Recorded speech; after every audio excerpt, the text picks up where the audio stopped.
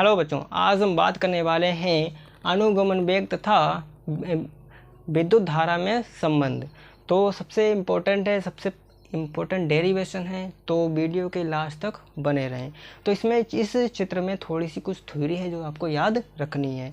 अगर मैं आपसे कहूँ कि माना कोई चालक है, इसमें जो है बैटरी जोड़ दी जाए, बैटरी जोड़ने पर इलेक्ट्रॉन जो हैं वैद्युत क्षेत्र की विपरीत दिशा में क्या करेंगे, गति करने लगते हैं। अगर इसके एकांक क्षेत्रफल में एक इलेक्ट्रॉनों की संख्या n हो, यानी बैटरी जोड़ने पर इलेक्ट्रॉन गति करते हैं और इलेक्ट्रॉनों की जो संख्या होगी बैटरी जोड़ने के बाद वो n गुना है, तो इलेक्ट्रॉन तो क्या है dx दूरी, यानी यहाँ से यहाँ तक की जो इलेक्ट्रॉन हमारे चल रहे हैं उसमें कुल इलेक्ट्रॉनों की संख्या क्या होगी। तो यहाँ पर कुल इलेक्ट्रॉनों की संख्या जो होगी वो NAdx होगी। तो यहाँ पर वही थ्योरी मैंने लिखी है कि माना किसी चालक में बैटरी जोड़ने पर इलेक्ट्रॉन जो है वैद्युत क्षेत्र की विपरीत दिशा में BD वेग से गति करने लगते हैं। यदि चालक के एकांक आयतन में इलेक्ट्रॉनों की संख्या n हो तो dx दूरी में, यानी यहाँ से यहाँ तक छोटा सा भाग ले लिया है dx दूरी तय करने में लगा इलेक्ट्रॉनों की संख्या NAdx हो जाएगी। ठीक है, यानी इलेक्ट्रॉनों की संख्या a और क्षेत्रफल a और dx दूरी तय की है तो NAdx हो जाएगी।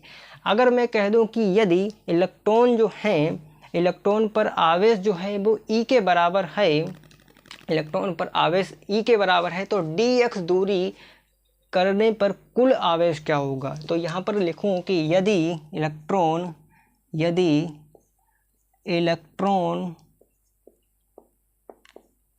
पर आवेश E हो तो dx मतलब छोटे से भाग के लिए दूरी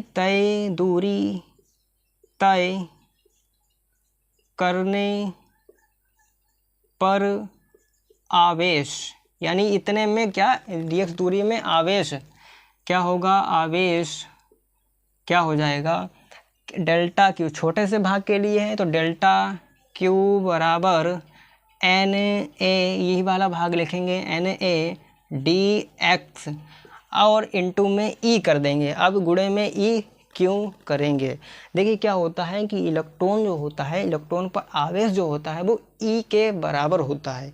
इसीलिए क्या है, अगर इलेक्ट्रॉन पर आवेश लिखेंगे Q और इलेक्ट्रॉन पर आवेश E के बराबर है तो क्या करेंगे, E से मल्टीप्लाई करेंगे। तो सिंपल सा है, इलेक्ट्रॉन पर आवेश E के बराबर है, इसीलिए मैंने E से मल्टीप्लाई की है। अब क्या है इलेक्ट्रॉन पर चालक में क्या बैटरी जोड़ दी तो इलेक्ट्रॉन जो होंगे BD वेग से, अनुगमन वेग से BD से गति करने लगेंगे। तो यहाँ पर लिखेंगे यदि चालक में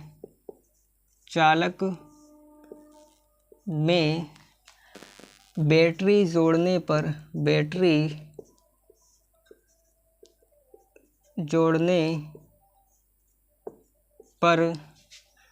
इलेक्ट्रॉन हिंदी में लिखते हैं, इलेक्ट्रॉन BD वेग से गति करने लगते हैं, तो BD वेग से गति करने लगते हैं तो dx यानी छोटे से भाग में dx दूरी तय करने में लगा समय। अब छोटे से भाग में दूरी तय कर रहा है तो यहाँ पर समय क्या होगा, वो भी छोटा सा लगा होगा, तो यहाँ पर लिखेंगे डेल्टा t छोटे से समय के लिए। ठीक है, होगा। तो यहाँ से एक फार्मूला होता है जो कि हम 11th क्लास में जब सरल रेखा में गति चैप्टर पढ़ रहे होते हैं तो उसमें पढ़ाया जाता है परास का फार्मूला। तो यहाँ पर जो परास का फार्मूला होता है, दूरी बराबर वेग इनटू समय, ये परास का फार्मूला होता है जो कि सरल रेखा में गति जब हम पढ़ते हैं 11th क्लास में तब पढ़ाया जाता है। इम्पोर्टेंट फार्मूला है कि दूरी क्या है, हमें ली है dx दूरी, तो यहाँ पर लिखेंगे दूरी जो कि dx बराबर वेग क्या है, अनुगमन वेग, तो यहाँ पर लिखेंगे vd इंटू डी, समय क्या है t, डेल्टा t, तो यहाँ पर लिखेंगे समय डेल्टा t। तो bd dx बराबर vd इंटू डेल्टा t, ये हो जाएगा परास का फार्मूला जो कि यहाँ पर लगेगा।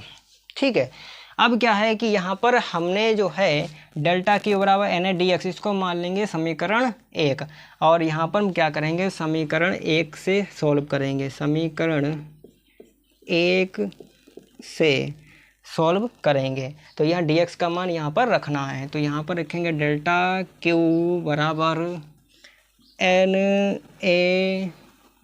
ए और डी एक्स का मान हो जाएगा V D into delta T into ये वाला ई हो जाएगा ई। अब क्या है कि आई बराबर क्यू अपॉन टी होता है, आई बराबर एक फार्मूला होता है क्यू अपॉन टी, ये एक फार्मूला होता है। अब छोटे से भाग के लिए निकालना है तो यहाँ पर delta Q upon delta T, ये आपका फार्मूला धारा का फार्मूला होता है। ये हमें ये कंडीशन यहाँ पर क्रिएट करनी है, तो कैसे करेंगे, क्यू हमें दे रखा है और आर टी यहाँ पर समय दे रखा है, तो इसको अगर नीचे भेज दें मल्टीप्लाई में तब ये कंडीशन क्रिएट हो जाएगी। तो यहाँ पर लिखेंगे delta Q upon delta T बराबर N A B D into E. अब क्यू अपॉन टी क्या है, आई के बराबर है, तो आई बराबर N A V D into E, तो ये हो जाएगा अनुगमन धारा तथा अनुगमन वेग में संबंध हो जाएगा। तो ये आपका धारा तथा अनुगमन वेग में संबंध हो जाएगा। तो इस तरह से ये डेरिवेशन कंप्लीट होता है। तो मिलते हैं नेक्स्ट वीडियो में, तब तक के लिए थैंक यू।